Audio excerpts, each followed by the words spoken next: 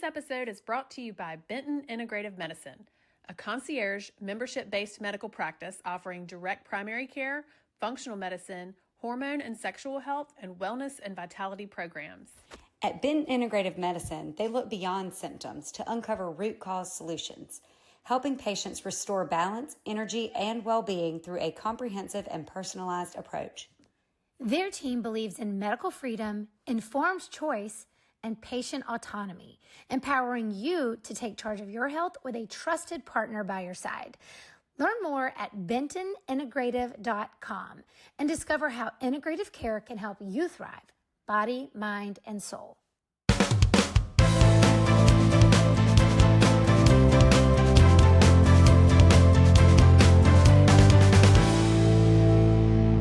Well, hey, everyone. Welcome to Just Think the Podcast. This is Holly. And Amy. And Kristen.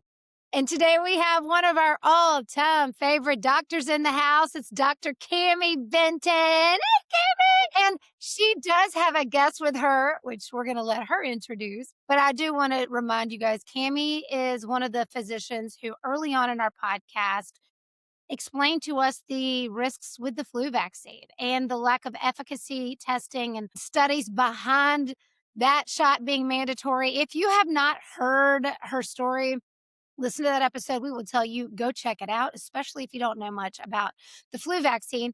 But I have to also give Cammy credit because when I was on my own motherhood journey, well before 2020, my sister and my medical hero, Anna White, introduced me to Cammy and said, hey, listen to this doctor's story. And us both being from North Carolina and being from the same, our roots are in the same areas, I just instantly felt like I knew Cammy listening to her.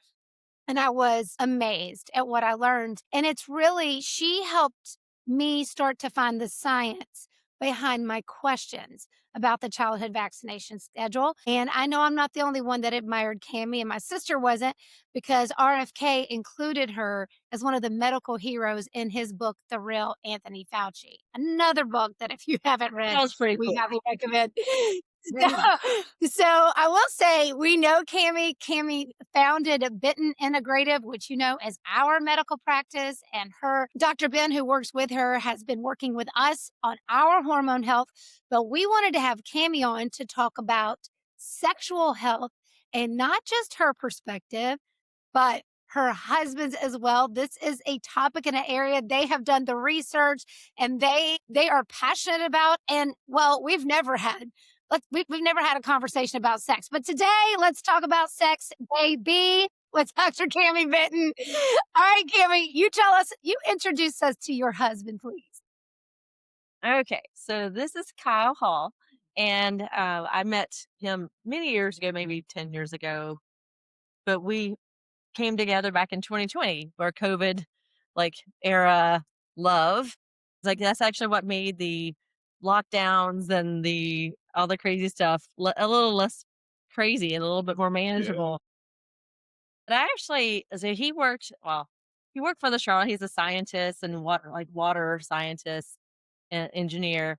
So I actually met him years ago, and I was in a marriage that was ending, and we actually met with our exes, in the pool at the neighborhood. He was 2 streets down from me. And I just remembered really being impressed with, I could tell when he talked about his work and how he was going through challenges that he acted like God was always there. There was no, I was like, wow, he really genuinely cares about the world. He cares about others. He cares about how he shows up. And I was seeing a therapist trying to get my divorce out. And I told the therapist, gosh, he's married. But I tell you what, if I can meet someone like him someday, I'll marry him in a heartbeat. So years later, during COVID, I found out he was separated. So I was like, hey, so I hear you're separated. And I'm like, you want to have dinner? So I invited myself over. I seduced him. 2 weeks later, I told him he's going to marry me. And I was like, just so you know, you're going to marry me. And he's like, that makes me a little bit nervous. But now that I said I was nervous, I don't know why we're not heading in that direction. So let's go. Yeah.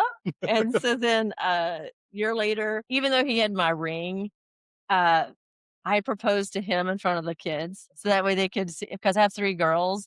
So we could show them they don't have to wait for the knight in shining armor. They could just like make their reality as they want. And we had already made the decision anyway. So he was fully supportive of me as a woman. And I think that's where a lot of the sexual health comes in, is that there's a lot of women, they'll come to me with low libido. And that's a super common problem. And sometimes it's just when you go through menopause, it's just a rite of passage of our bodies change. It's not like it was when we were 20, because we're not 20, y'all. Like and it is also more complicated than just hormones. This is where I got to feel safe as a woman. It is set and setting, kind of like psychedelics. Set and setting. It's about how if I feel safe, if I love myself, and that's the thing is like we grew up in the South. You're not supposed to love yourself. You'll be conceited. You don't want to be conceited. You don't want to be stuck up. And so there's this toxic humility that we're raised with that you're not supposed to love yourself. But truly, if I don't love myself, then I don't love God. To love God, I have to love myself. And unfortunately, there's so much of the toxic religion, toxic humility, toxic everything we're finding out in the world. Like everything is being dumped on its head for good. Everything is being deconstructed as we know it, because Yes. everything before was part of the control structure of who we were. So for the first time in my entire life, because I didn't have proper modeling for this, I got to be a woman. And before I had to be both man and woman. I was doing the work. I had to like create my own safety. I didn't feel safe. So to be man and woman my whole life. And that gets exhausting. And I really think as a collective, women are tired of having to be both man and woman. We want our strong masculine. We want our protector. We want, and before I was a women's lib kind of person in the sense that I'm like, he's not head of the household and, I'm not going to serve him. But that comes from the abusive, toxic men's behaviors that then we have to protect our space. But then we have a divine little specimen like this guy right here. Then I get to be all woman. And that opened up a lot of doors, let me tell you. That's right. Well, I don't know. I do think that you're really hitting on something that I think we've also talked about, Kristen, Amy, and I, about the whole women's lib movement, and talk about deconstructing. In that movement, which was to give women, let me where it started, the women the right to vote, let's say, right? The things that were very good about it. It's also with anything. You go to extremes, there's the danger. When you get out of balance, there's the danger. And so I love that you're talking about this, Cammy, because while we three women were business owners and moms, we carried multiple roles within our families. The reality is all three of us would tell you, I'm sure Chris and Amy would say the same. I know I will say this, that I love my husband's strength. And I'm a strong woman. I'm a lot to handle. I know, because I am a strong woman. And I love ask him. Yeah, y'all can pray for Paul Brewer. But Yeah. but I love his strength. And what I found is that I'm attracted to him more when he's strong and I can be soft and I can be feminine and I can show up as the female in the relationship, because me being the firstborn girl raised by a dad who kind of treated me like I was his son, I had some trauma that definitely moves me into the masculine very quickly.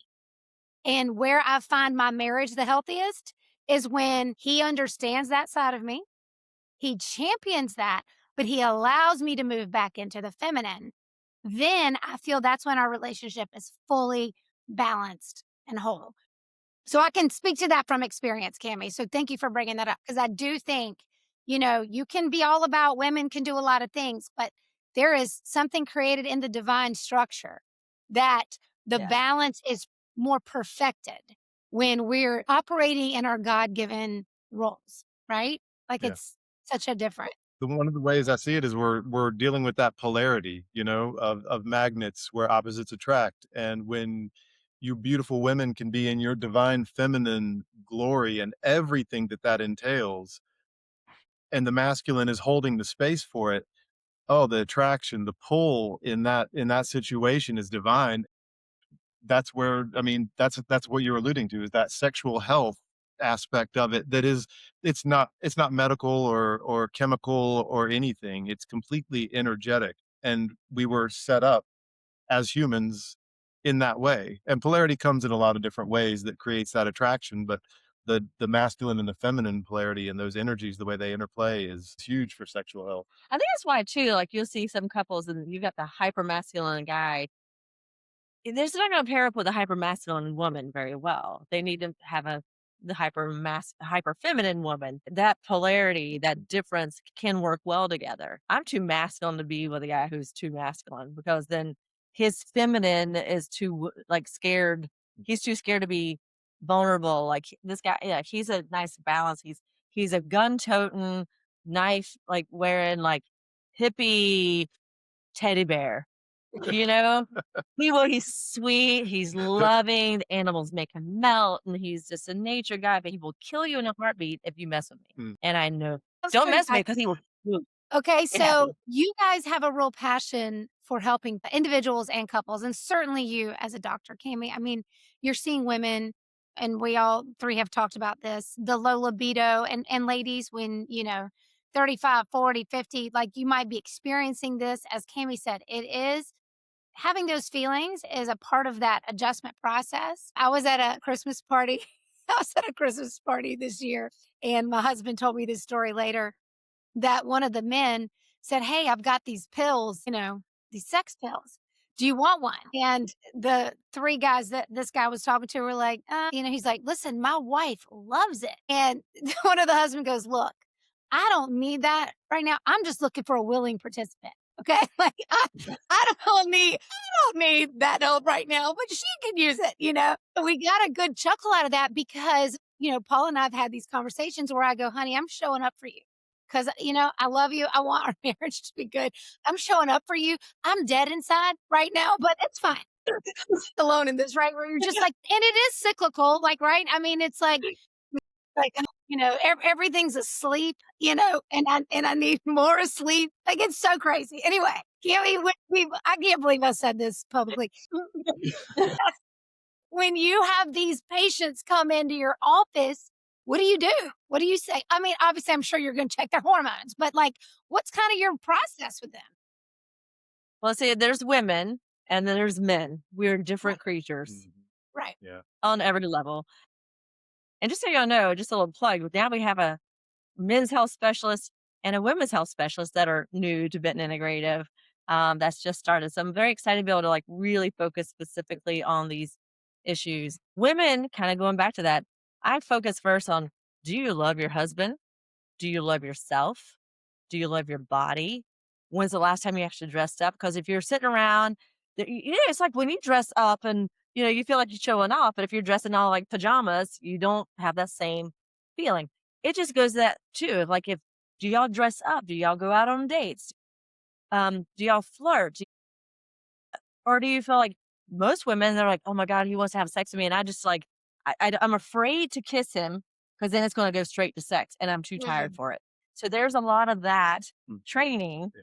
And so this is where the exotic, the erotic The friend, erotic thread. you want to talk about the Yeah, erotic friend? yeah. And then I'll So go back to men after this. we were doing some training and someone discussed the erotic thread, and it's from the time you are finished with intercourse to the next time, like what is happening through there. Yesterday we were just in the kitchen for dinner and I couldn't help. I'm just like, "Oh babe, did I tell you how much I love you today?" Like Yeah. I kept wanting to just go give her a kiss, over just an hour, but it's those little tiny things that we ping pong back and forth with each other, and it goes to the safety that she feels, and it goes to, complimenting her and seeing like, "Wow, you look beautiful today," and just honoring your partner in the ways that they like it. That's where the love languages come in and the communication and everything. And so, and then truly for some guys though, they do have to understand that, yeah, you need to not let that launch sequence get activated all the time with a kiss, because I love our intimacy that doesn't lead to sex. I mean, we've got so much going on. I love our life, and I still want to have a kiss, and I still want to like, grab her butt.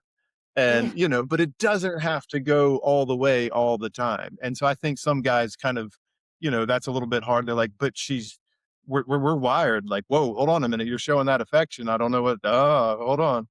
Yeah. But once we can get over that, It's allowing that flirtation to not yeah, always have to lead to sex. Or sometimes he'll do this, like, all of a sudden he'll turn into this, like, man, he starts walking toward me and starting like, I'm like, whoa, like just a look on his face. I'm like, this is fun. And the kids are in the next rooms. Clearly can't go into that, but it's that flirtation, it's the right, play that allows it to not always have to, like, because we're busy moms. Like the idea of like having to have sex every single time he looks at me funny, like Yeah.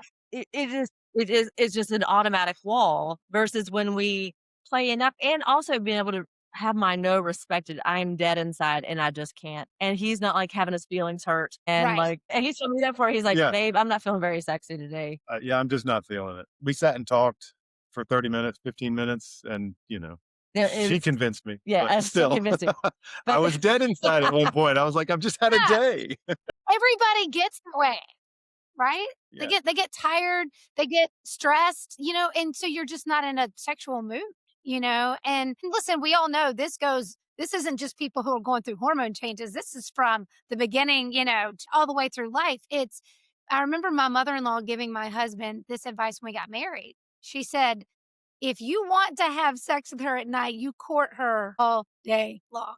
How you're treating yeah, her in that period of time up to if you've been a jerk and then you turn around and it's time for bed and you think you're gonna get some, yeah. We no, call it because foreplay women all day. remember everything. Women remember everything. Yep. I'm like, if the queen will slide past all that other shit you just did, and now you want to fast forward to this, let's pause and rewind. And So let's let's also not, if we just had a huge meal, think of that attack because it ain't happening for no. me. I'm like, I'm gonna have to do like early appetizers if you're gonna want anything at night. Right. I'm like, there's nothing better or nothing worse than like being so full from like a really delicious dinner and then feeling like you need to be sexy. Amy, Yeah. Not Amy, fun. you know what yeah, I'm picturing? It's when y'all, this is so funny, and Amy, you'll love it, but you'll die. But when you were pregnant, and I just remember you being in your robe, and they say you came out, and you're like, if you And you danced to that song with my robe on and my belly. but she's pregnant, and but that's how you feel after you've eaten a big meal. It's like, don't come like that. You do not feel sexy then. No. So Timing matters. Yeah. One thing I know that we've talked about too, Cammy, Kristen, and I know we haven't talked to Holly about this. It's like, I remember, and I know this conversation's going all over the place, but I remember literally like 30 years ago, probably watching like an Oprah or something. And there was a couple on, and they said that they schedule sex on their calendar because they have to, because lives are so busy. And I'm like, that is the weirdest, dumbest thing I've ever heard. Like, that is, what the heck is that? But now I get it. I mean, I get that you have to intentionally make time sometimes. Like, it can't just always be like, oh, I'm just feeling it right now. Like, it has to be like, all right, what are we doing tomorrow? Do we have time? Like, sometimes it's not sexy to schedule, but honestly, like in the busy seasons, it's almost like helpful. yeah, it's necessary. especially No, when we you have schedule it. It's on our calendar. Like Yeah. we call it date night. Date night, and we Right. make sure there's no kids around. We get rid of the kids. Yep. Personally, for us, like since we're divorced, we have kids every other week, so we have things, and our kids are like, "Can I come over?" Nope, it's date night. You don't want to come over. Yeah. You're not gonna be happy with what you find because it's free. It's freedom. Yep. Like, so we schedule it too. Like we schedule entire weekends. Like we have weekends away, and the whole weekend. And I was like, I wish that married people like could figure out how to do that without having to get divorced. To be able to have that really chunk of time, like 8 hours, Mhm. because that way you're not having to be like, oh, you got like an hour before the kids come home, or like it's 2 hours by the time you eat dinner and come home, or like there's no time for that. No, you need like Mhm. a day or like Yep. 8 hour chunk to be able to make that happen in a way that you get to really honor Each other. and meditate into each other. Yeah. It's like, and you know what? Sex, just so y'all know, sex is not just intercourse. No. Sex is a massage. Sex is this light touch. Sex is this eye gazing. Sex is like literally, and just so y'all know, TMI, but he's literally had orgasms here, here, here, Mm. belly buttons, toes. Like All you can over. turn the whole body into an orgasmic thing if you Yes. have the time you feel safe, you feel sexy, you have the right music. If your bedroom is full of clutter and laundry and like kid toys everywhere, it's not gonna happen, y'all. Like Well, our room. that's why it's always better on vacation. Because something Right. about being in your own house too. It's just the everything's you're thinking about everything, and it's just like when you're away from your house, you're away from all your responsibilities. It just makes it that much easier. There's a great book by Emily Nagoski, I think's her name's called, Yeah. Come As You Are, and then she's got a follow-up, Come Together, which is for couples, but she talks about brakes and accelerators, and things that hit the brakes for me may be different than for Cammy or for anybody else, but the pile of clothes, the things that you're thinking about in your house, "Oh, we're on the clock," all those brakes, when you know what your brakes are, you can begin to, like, take the brakes off, and you might find that all of a sudden that libido is there. Or some people need that accelerator to be pressed. A lot of times, like brakes can even be cultural conditioning, like raised in the South, and a good girl just doesn't do this, or a good boy doesn't do that. You know, so once you remove the brakes out of the way, you may not even need the accelerator. You might just have that libido come up, or some people just need that accelerator to be hit. That can be the planned out date. That can be we're going to have, chocolate strawberries and this romantic music that helps the accelerator versus, clearing the room. And the love languages matter, right? So it's that's the effects of brakes Right. and accelerators. So if like for me, quality of time and acts of service. So when Mhm. he helps me in the kitchen is the sexiest thing. The previous guy, he was like, I hate the dishes. I'm like, when you're doing taking care of the kids, you're cleaning the dishes, you're in charge of cooking, Brakes. and you're like, those are the breaks like this. But if you want me to like lift my brakes off, you help me. Yeah. This is a partnership, and you're busy and I'm busy. So how can we do this together? Then that helps. And then you're like, what brings it on? What accelerates you? It's like, and understanding that some people's brakes are a little bit more prominent than the accelerator. And if you understand it like that, it makes it less personal. So a lot of people make it personal. You don't love me, or if you really love me, you'll do this. Or, Yeah. it's like all this conditional thing is like put stories to it that should not be, when we're just physiologically different, but we also have different cultural raising. It's like purity culture. There's so much. I have women they get married, they've never had sex, they get married, and they're so terrified about having sex because it was so sinful before. It was so much sin and shame. They literally have pain with sex that they can't get over. Like I've had a handful of women that can't even relax and enjoy it with their husbands because of raised with such shame and control around there. That's a big deal to have to work through. Well, I And think that's one important. yes. Sorry, no, I was just because I was actually going to bring up just even circling back because that kind of goes back to even when you were talking about before, asking people instead of people just going ahead, and of course it can be hormones, and it also could be seasons that you go through. I heard a great podcast recently just talking about seasons of marriage, like spring, summer, fall, like not really the season, but like when you're really feeling good or when it's really tough and everything. But I think pausing to ask like about, do you love yourself? Like what are your preconceptions, your judging, your biases, like and like your past experience. I mean, there's people who've been sexually assaulted, there's people who have gone through a lot of things growing up, there's people who had multiple partners before, and now that's even hard to like be with maybe someone, or people like you said who had never had sex and then this is their first time, like first person that they love. But like it's just so interesting. I think instead of going straight to hormones or thinking something's wrong with your marriage or your relationship, sometimes it is. It's hard as it is to say, like, look at yourself.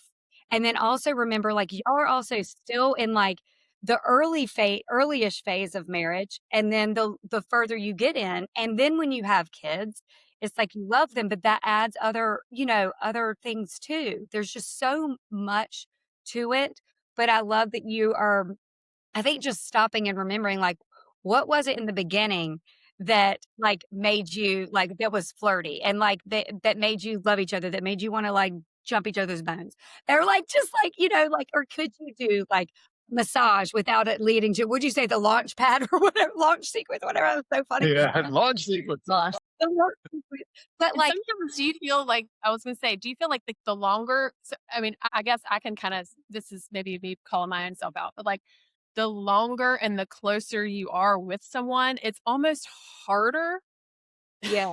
to be like super intimate. And that sounds really counterintuitive, but it's like this is like your partner, your friend. There's so much more than just like a lover. And so to like be doing life with someone for multiple decades yes. and then trying to like drop into this, it's almost like you feel not, it's like you want to laugh, like embarrassing. If you're like, because it's like your BFF, you know, and it's like, oh, here I am, like trying to be this, not trying to, but I know you know what I'm saying.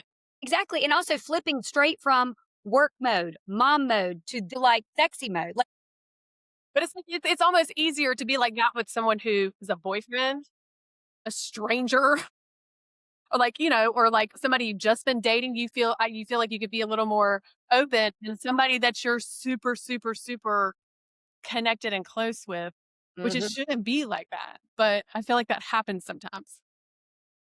That's yeah, the work though. That's the work you do that every single day. We're like, let's try to have every single day a kiss that makes me forget what's happening in the world. yeah, It's undoing because some of that's conditioning because you kind of get lost in it.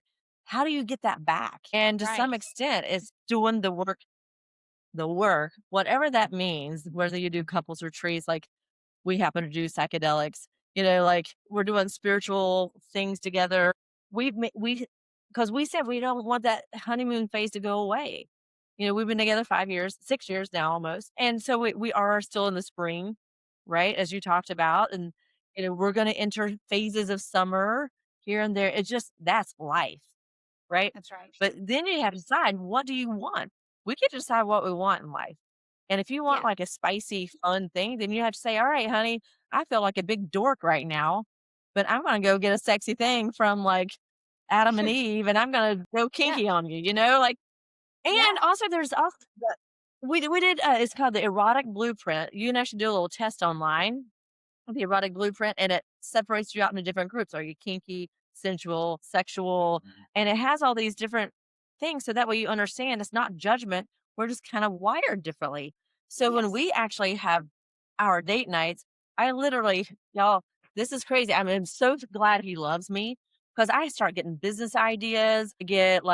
I'm starting to like It's creative energy. creative Sexual energy. energy is creation energy. And I would have Yeah. been felt guilty before that I was just had my mind on other things.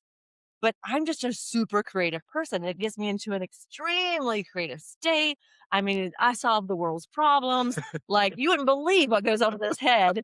And meanwhile, he's just like sitting there like, you know, I don't know where your head is all the time, but my head's doing some pretty creative things because he's not going to take it like, oh my gosh, you're thinking of anything else but me. Like he's actually supporting my creative process.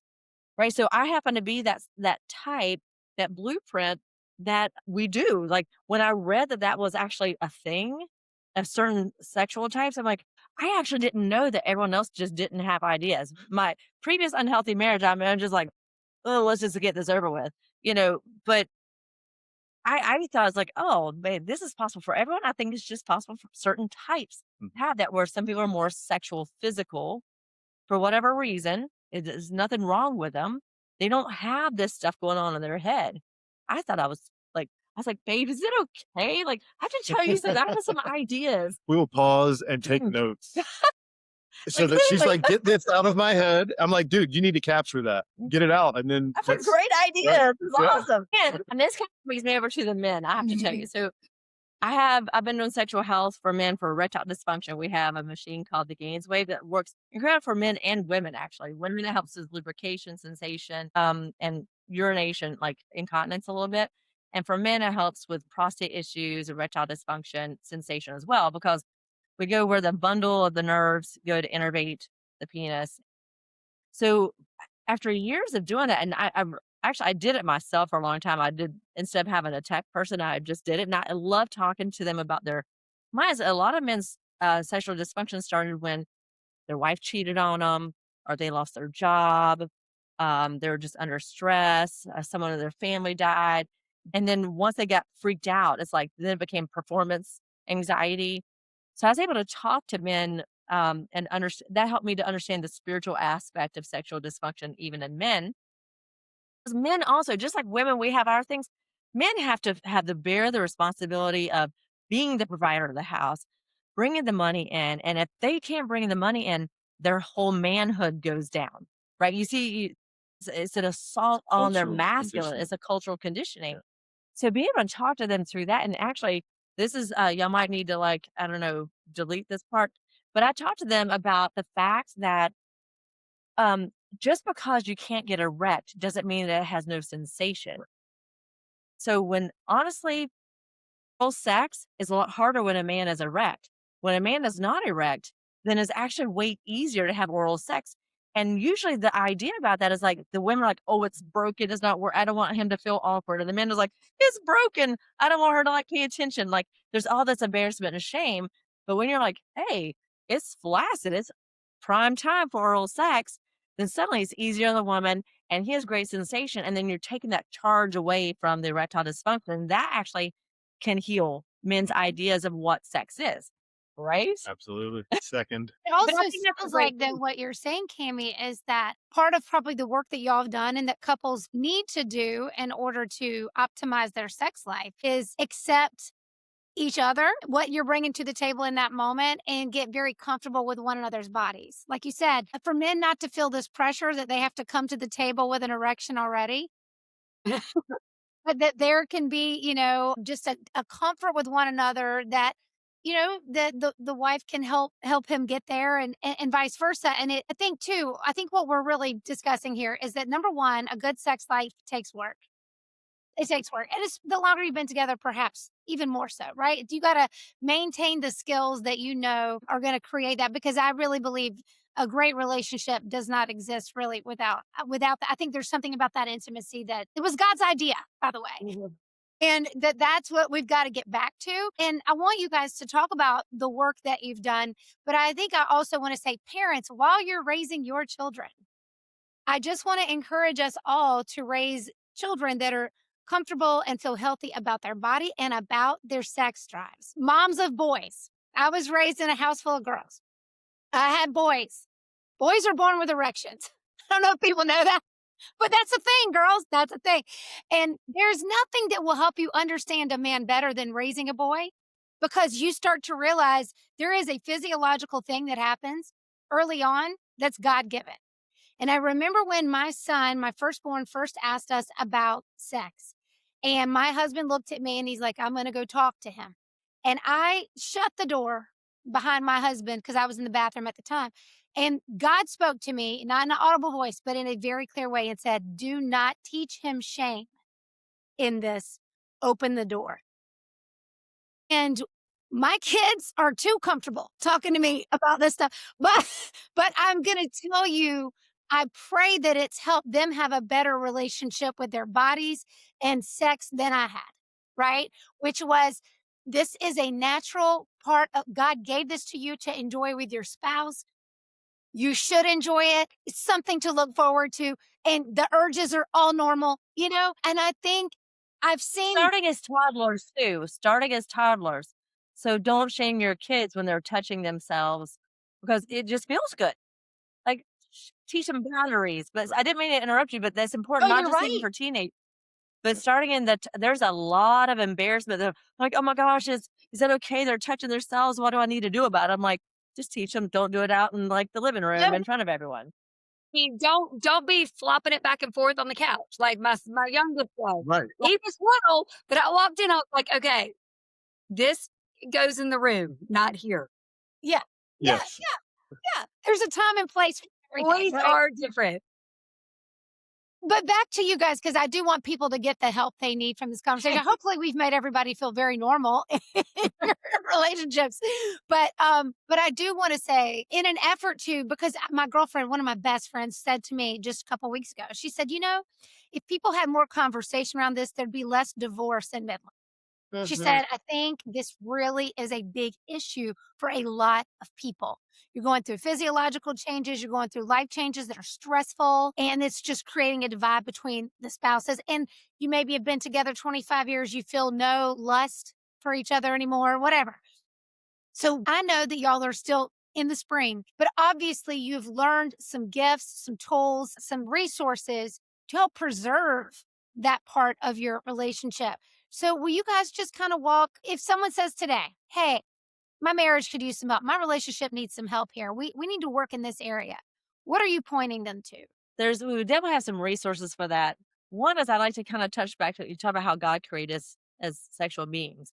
And I want to let everyone know that the clitoris is only for our sexual pleasure.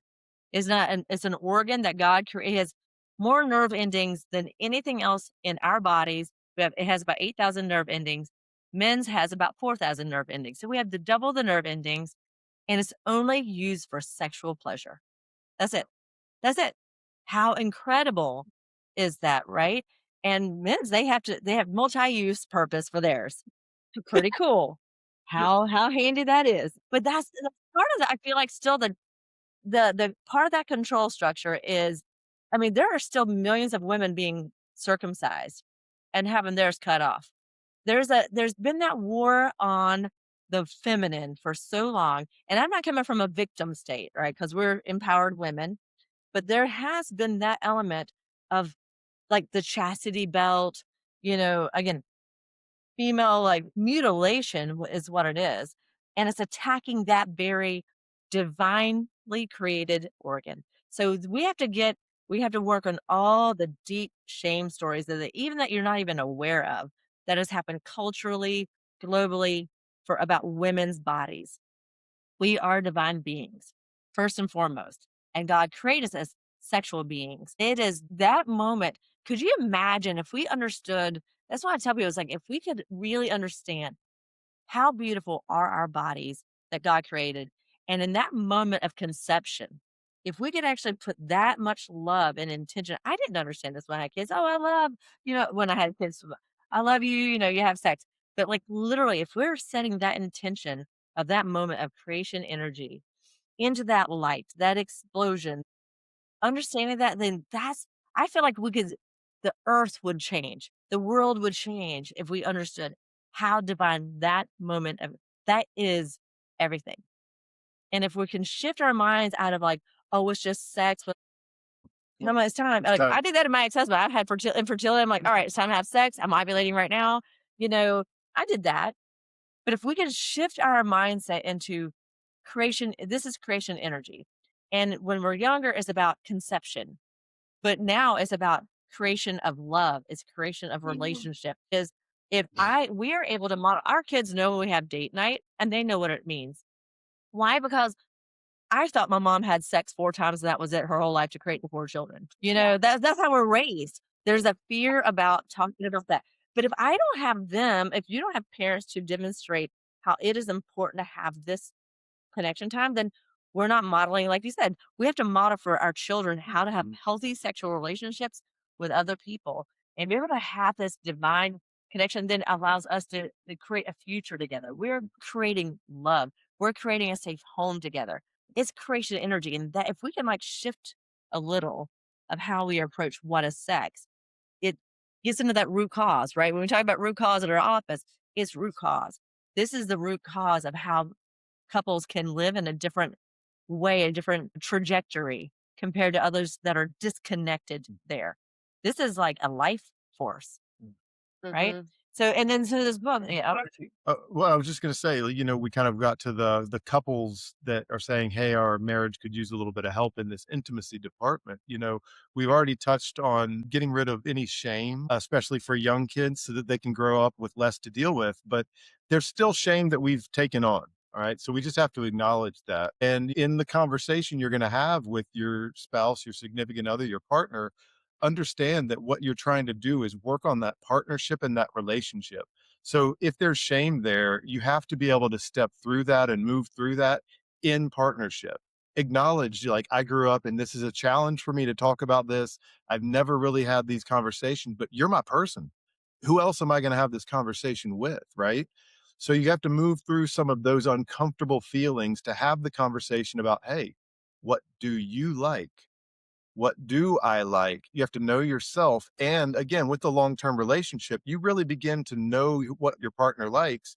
And we'll have those physiological changes that will change what our partner likes. But the single thread for people that have had amazing sex throughout their, 70, 80-year marriages, long-term sex. It's not how often, it's not how long, it's not the kind of sex, it's where do you derive pleasure? It's finding out what gives pleasure. Start with pleasure in your relationship. And again, a lot of this is coming from some of the studies of Come Together, Emily Nagoski, but that was what that was found. It was only pleasure was the one source that tracked people that had great sex lives the entire time. So if you're struggling, we have to be able to have the conversation to figure out what ignites that pleasure and then focus on that pleasure. Whether it's, just a soft touch, while we're doing dishes together, or, I really like that deep kiss that makes me forget the world. Do those things for each other. Like, I love it when you play with my hair. Oh, she loves it when I'm her hair, not mine. Whatever that is, Or your person. or if something doesn't feel good, say, "Hey, that Right. actually doesn't feel good," or "This is too deep," or "This is too hard." Yes. Now you have to find your balance of it. If you're try not to find yourself in a critical mode.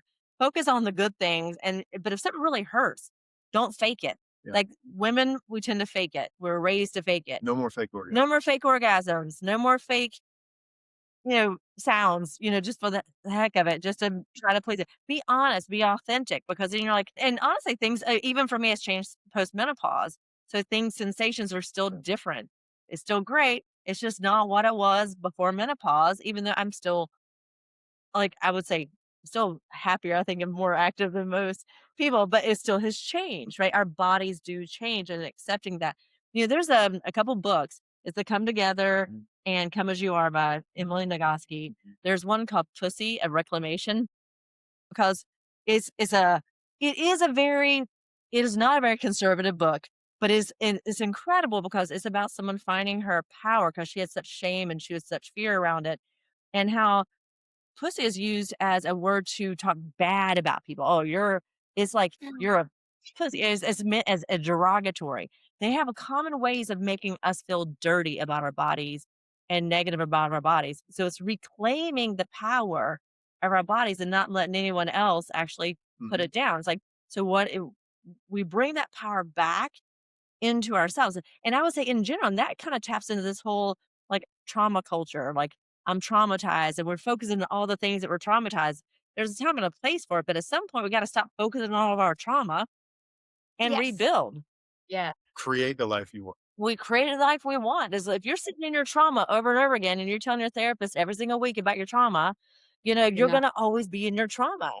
Yeah. And how do we reclaim our power, reclaim our lives? It's just like, and I'm seeing some shift in therapies circles about that, because everything's trauma informed and we can't like we got to tiptoe around because we don't want to trigger your traumas. And it's true.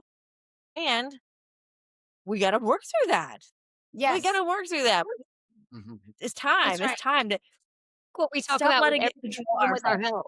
You have to like be empowered. Like, you can't be in victim mode forever. Like, it happened, you can't change it.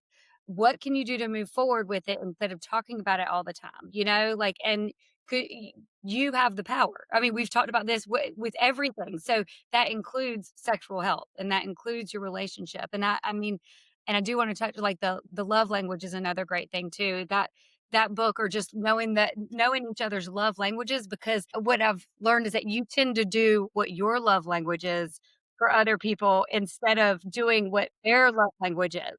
So if you pay attention, if y'all have it, you know what I mean? Like, I realized that. So I think if people don't know that, that's also another good book. Isn't it just called Love Languages? 5 love languages. And Five it's love- very Five smart Love- who wrote it.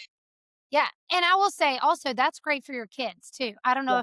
if you've ever done that with your kids. I had my kids take the love language test and it was very eye-opening about how they felt love the most. And when you learn to speak that other language, because I can tell you right now, like, I'm gonna go do the dishes, clean things, organize things, and and I feel like Paul should feel very loved by doing that.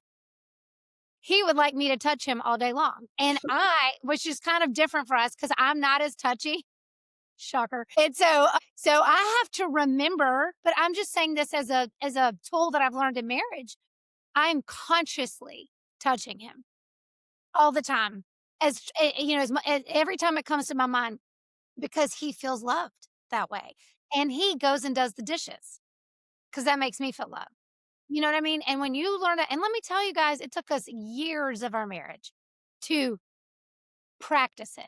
We learned it early on, but we weren't practicing it. But being intentional and practicing it is just another one of those tools that when you feel loved, you feel comfortable, sex is more of an option, right? Right. Yep.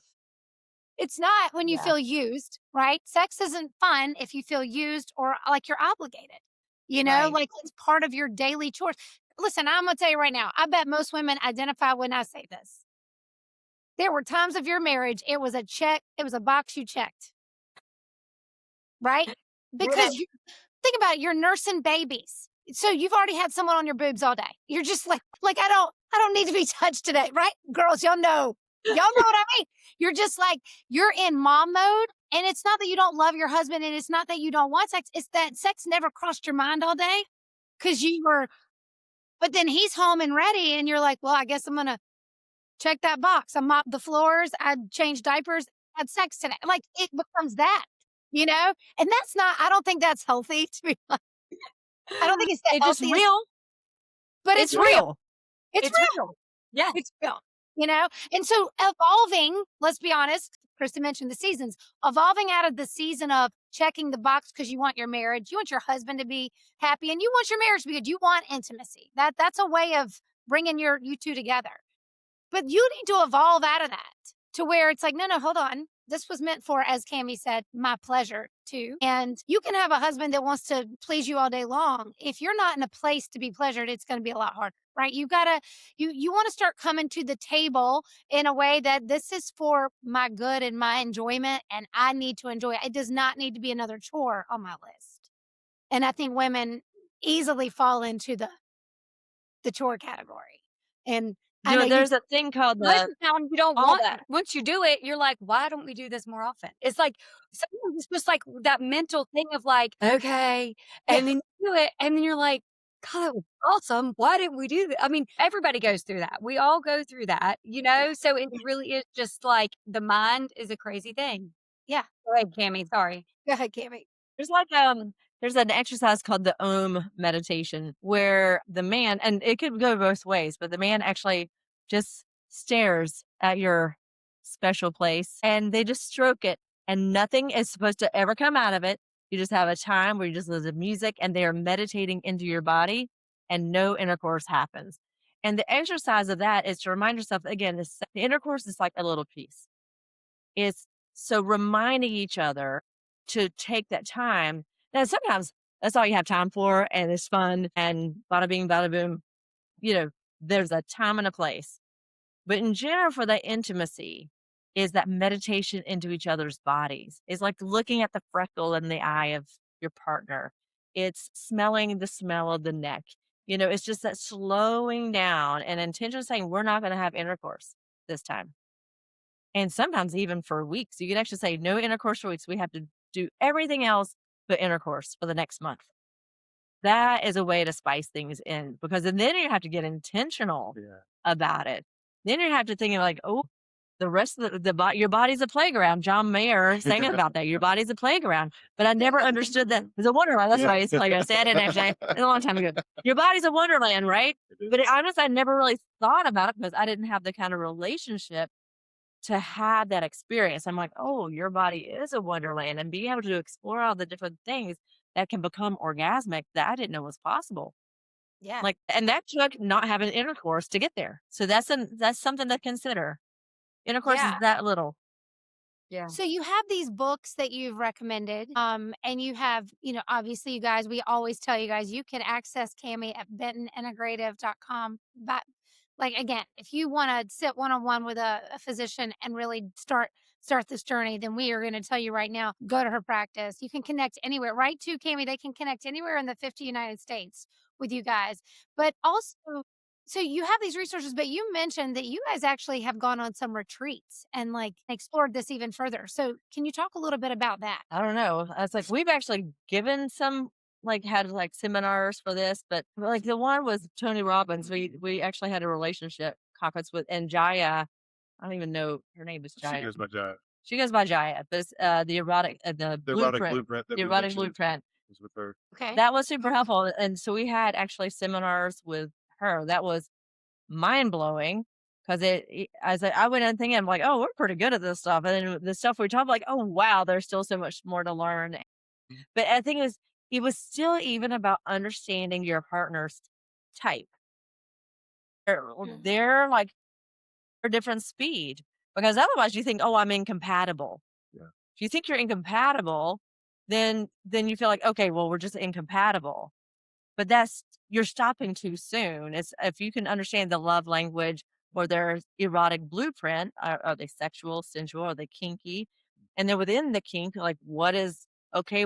Explore. What does that mean? And there's levels of kinky that from very like little to kind of crazy stuff, what actually feels good, and be able to talk through things so you can feel safe and doing that. There's a show called How to Build a Sex Room on Netflix. I don't even know if you're going to get it now, but if you can go watch some old episodes, it's great because she will assess the couple, very conservative couple, and how to create the room into like a hard and like more romantic to all the way to BDSM and the hidden basement, like. But it's really kind of interesting because, again, it's about set and setting. That's what we've learned at some of these conferences is about set and setting. Again, if our room is freaking epic, ours like there's a lock on our door because it is fun, but it's beautiful. There's Christmas lights all around all the walls. Like, we don't have a light. Like, it's like Christmas lights. We have this little chamber that has LED lights. We have like it is like. And we have a pretty hippie blankets, and we have like I don't know, it's just the art is all like curated intentionally for our space of lovemaking. Like, it is our lovemaking room. Like, it is. So if you put the house There's on no the TV market, in there. so if you put the house on the market, y'all will just do a little redecorating before you start showing the Yeah. house. A lot of that's coming with us. Does speak to the fact that you guys are prioritizing the sexual aspect of your relationship. You're prioritizing intimacy. You're working on it.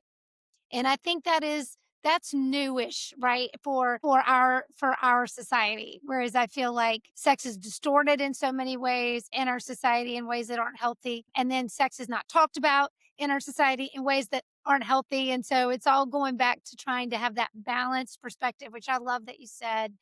Cammy, when you said, look, you can look at the anatomy to know God created this. Your pleasure was part of his design. And when you can open your mind to that and you can explore that, and you can do that within the confines of that relationship where you trust each other and love each other and accept each other, as you are, those are some of the keys to making a better relationship. And it's never too late. Right, guys? Is that it? Like, is that the message? Like, it's never too late Absolutely. to try to Child's play all day. Yeah. Child's play all day. Foreplay all day. It's the fun. Just Bring in the fun. Be even dorky. Like Amy, like, come in and like he has like this mushroom jumper. Like, it's like Oh no, she took a dance class that Dorothy Diana's Radiant Feminine dance class. incredible. And so like one time I was like, all right, thanks for dancing for me. Let me try this down the hall. Oh my God. It was bad. But the dance, But it was play, right? see. it was incredible.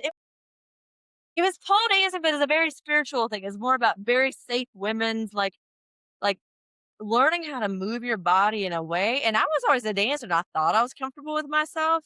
But when I started crawling across the floor, being all sexy, at first I got to laugh at myself with her.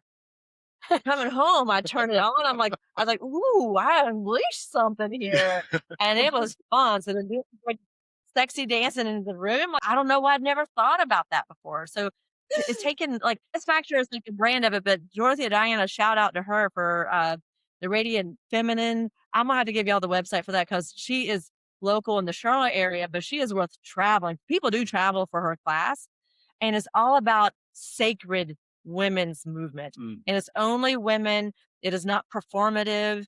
It is truly to move emotions through your body and helps you feel find safety. And then for women who choose to, their husbands really benefit. It has saved marriages, I tell you, this class, because we are so locked up in this country. And if you get locked up for your man, then, you know, so like unleash it, girls. Like Yeah, it's unleash it. fun. Picturing me, Kristen, and Amy crawling across the floor right now, and I am dying. I am dying. Dance will unleash it. I know. I've done classes like that, but not like that extent. But like a pole dancing, sensual dancing. It's like just Yeah. it's like that will bring you out of yourself, out of Yeah. your head, and just and it's good stuff. Yeah. Yeah. I Well, recommend. Our listeners know that the three of us are passionate about exposing the broken systems within our society, revealing how the quest for money and power has corrupted so many of them so that they no longer serve us. That's right. We talk a lot about our broken medical system, and that includes our broken medical insurance system. We believe that it is time we dismantle the broken systems and work together to rebuild new ones that actually serve us. And that's why we are excited to share an answer we found as an alternative to your traditional insurance plan that charges you exorbitant monthly payments and deductibles, then asks you to pay even more when you get sick, that controls your medical decisions, including what your physician is allowed to do and prescribe, and that rakes in billions as corporations at our expense. That's why we love Crowd Health. We interviewed CEO Andy Schoonover in episode 106, which we encourage you all to check out to learn more. But Andy founded Crowd Health after experiencing firsthand just how inept and outrageous insurance companies have become. Crowd Health is not an insurance company, but a platform and a community that empowers you with a crowdfunding tool and a wealth of resources to efficiently manage your healthcare costs.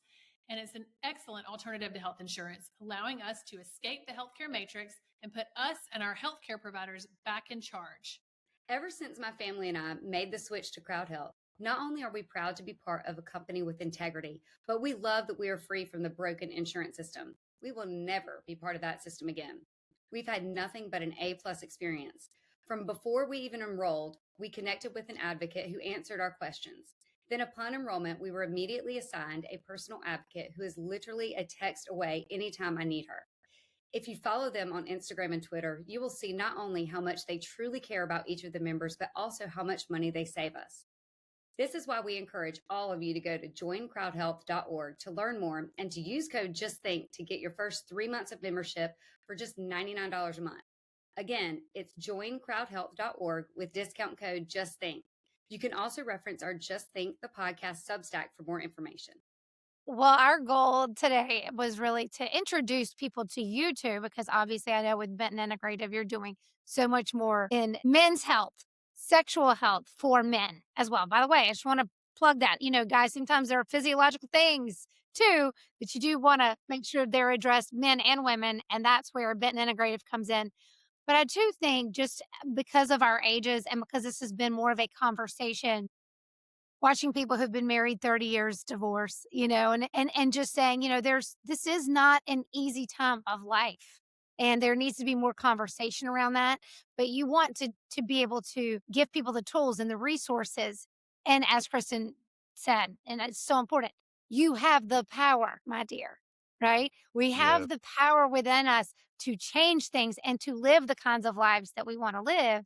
And so we want to make sure we're pointing people in some directions to get the help that they need. And certainly we just cannot say enough good things about you, Cammy, and about your practice. And you're honestly just your heart to serve and to help people just live well. And it looks like you and Kyle are doing it.